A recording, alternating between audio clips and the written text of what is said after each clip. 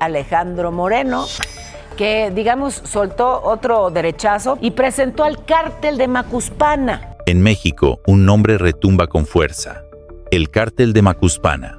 No se trata de un grupo criminal cualquiera, sino de una acusación explosiva que coloca en el centro de la polémica al expresidente Andrés Manuel López Obrador y a figuras de alto poder político.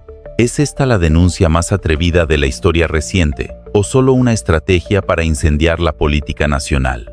Alejandro Moreno no apareció ante la prensa como un político más, sino como un denunciante dispuesto a sacudir los cimientos del poder. Frente a su bancada priista, lanzó acusaciones que resonaron como un trueno. Señaló a líderes de Morena de encabezar una red vinculada al narcotráfico, al huachicol fiscal y al tráfico de fentanilo hacia Estados Unidos. El país entero quedó en silencio por un instante, asimilando la magnitud de lo que se estaba diciendo. La rueda de prensa no fue casual ni improvisada. Con documentos en mano y el respaldo de su partido, Moreno construyó una narrativa calculada para impactar tanto en México como fuera de sus fronteras. La imagen de un político sosteniendo papeles que, según él, contenían pruebas, fue un recurso simbólico que buscaba instalar en la mente de todos la idea de que la verdad estaba al alcance, lista para ser descubierta. El dirigente priista aseguró que esas evidencias no quedarían atrapadas en la burocracia mexicana, sino que ya estaban en camino hacia la DEA y el FBI. Con ello, envió un mensaje demoledor. Si en México no hay justicia, entonces la mirada debía dirigirse a los organismos internacionales. Sus palabras fueron una bofetada a las instituciones nacionales, acusándolas de estar paralizadas o sometidas al poder en turno. La escena se convirtió en un tribunal mediático. Los líderes de Morena, sin haber sido escuchados aún, ya aparecían señalados en un supuesto organigrama criminal que los vinculaba con las peores actividades delictivas del país. Para Moreno, era la oportunidad de colocarse como el portador de una verdad incómoda. Para el público, quedaba la pregunta inevitable: ¿era esta una denuncia con sustento real o un golpe político de alto riesgo? Alejandro Moreno no se limitó a lanzar acusaciones frente a la prensa mexicana. Buscó que su mensaje cruzara fronteras. Aseguró haber recopilado un expediente con nombres, pruebas y señalamientos directos, el cual fue enviado a las oficinas de la DEA y el FBI.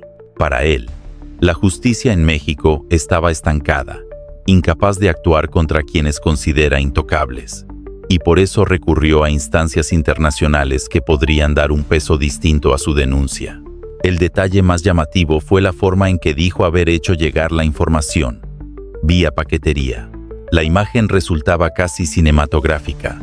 Un sobre viajando entre aeropuertos, transportando lo que, según Moreno, podría ser una de las denuncias más explosivas contra la élite política mexicana.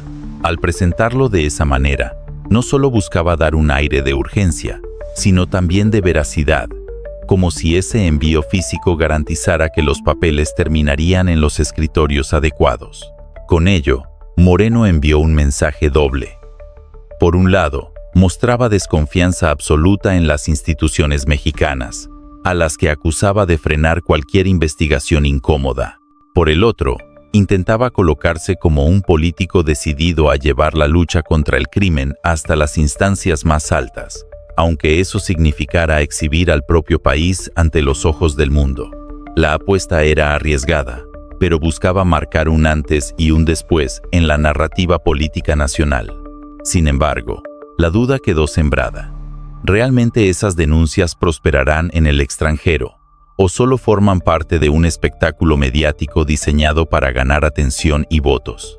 Al final, el gesto de enviar documentos a la DEA y al FBI genera más preguntas que respuestas, y coloca a Alejandro Moreno en el centro de una tormenta política donde la verdad, la estrategia y la ambición parecen mezclarse en dosis iguales. La conferencia alcanzó su punto más explosivo cuando Alejandro Moreno reveló la lista de nombres. No eran figuras menores ni segundones. Se trataba de algunos de los personajes más poderosos e influyentes de la política mexicana. En la cúspide, colocó nada menos que al expresidente Andrés Manuel López Obrador, a quien señaló como el supuesto líder del llamado Cártel de Macuspana. Solo esa acusación bastaba para desatar un terremoto político. A su lado aparecía Adán Augusto López, coordinador de Morena en el Senado y hombre cercano al expresidente. La lista continuaba con los gobernadores en funciones de Sinaloa, Tamaulipas y Sonora: Rubén Rocha, Américo Villarreal y Alfonso Durazo, todos con poder real en estados clave donde la violencia y el narcotráfico han marcado la vida diaria. Que un dirigente del PRI los señalara públicamente no solo era un golpe político, era un mensaje directo al corazón del poder territorial de Morena. Pero los nombres no se detuvieron ahí. También aparecía Alfonso Romo, ex jefe de la oficina de la presidencia, y José Rafael Ojeda, ex secretario de Marina, una de las instituciones con mayor peso en la lucha contra el narcotráfico. Al incluirlos, Moreno insinuaba que los tentáculos del supuesto cártel alcanzaban incluso a las estructuras militares y empresariales que se suponía estaban del lado de la legalidad. El golpe final llegó con los hijos del expresidente, José Ramón y Bobby López Beltrán, incluidos en el organigrama que proyectó durante la conferencia.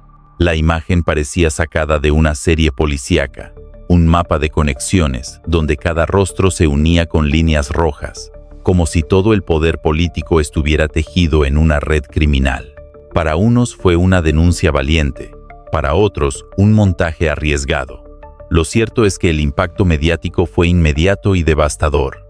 Cuando los reflectores apuntaron hacia Adán Augusto López, la expectativa era enorme.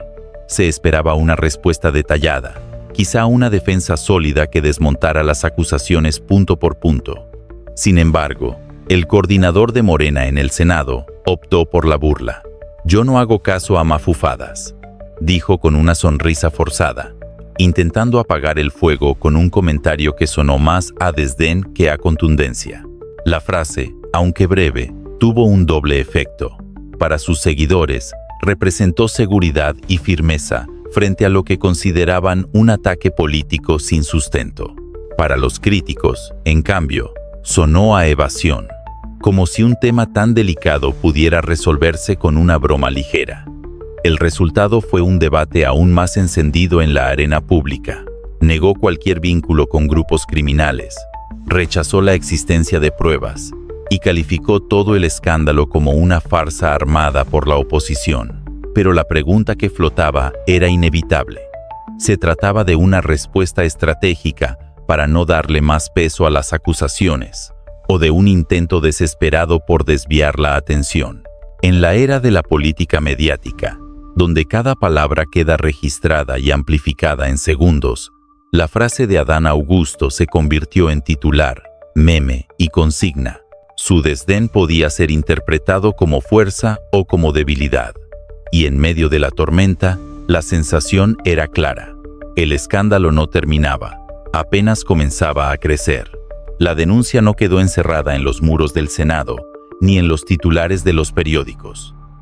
Pronto saltó a las calles digitales. Mientras el PRI buscaba eco internacional, Morena contraatacaba, acusando a Alejandro Moreno de manipular la opinión pública con fines meramente electorales. El choque entre ambos bandos se transformó en un espectáculo político que dividió aún más a la sociedad mexicana. Las redes sociales se convirtieron en campo de batalla. Hashtags, memes y videos circularon a toda velocidad. Para algunos usuarios, lo de Moreno fue un acto de valentía, una forma de exponer lo que muchos sospechaban, pero nadie se atrevía a decir en voz alta. Para otros, era simplemente un montaje desesperado, una jugada más en el ajedrez político donde la verdad queda en segundo plano. Lo interesante fue ver cómo la polarización se agudizó. Cada comentario, cada publicación, era un reflejo del país. Una parte exigía que las acusaciones fueran investigadas a fondo, mientras otra aseguraba que era un circo mediático sin sustento. El tema ya no solo era político, era emocional, porque tocaba fibras sensibles como la corrupción, la impunidad y la seguridad nacional. Y aquí, la pregunta es para ti. Estamos frente a una denuncia con pruebas sólidas que podría sacudir a las instituciones internacionales, ¿o simplemente se trata de un golpe mediático que se desvanecerá en cuestión de semanas? Tu opinión es clave para entender cómo la sociedad percibe un escándalo de este tamaño. El llamado Cártel de Macuspana ya forma parte del debate nacional. Más allá de que sea verdad o una estrategia política, la denuncia de Alejandro Moreno abrió un frente sin precedentes. Los señalamientos de vínculos con el crimen organizado alcanzan a las figuras más altas del poder, sin importar partidos ni jerarquías. Este caso refleja algo más profundo: la fragilidad de las instituciones mexicanas. Si acusaciones tan graves terminan estancadas y sin respuesta, ¿qué mensaje recibe la sociedad? La línea entre justicia y espectáculo político se vuelve más delgada, y la confianza ciudadana queda en entredicho. Y ahora te toca a ti. Suscríbete al canal, deja tu like y comenta tu opinión. ¿Crees que esta denuncia es el inicio de un terremoto político o solo un espectáculo más que se desvanecerá con el tiempo?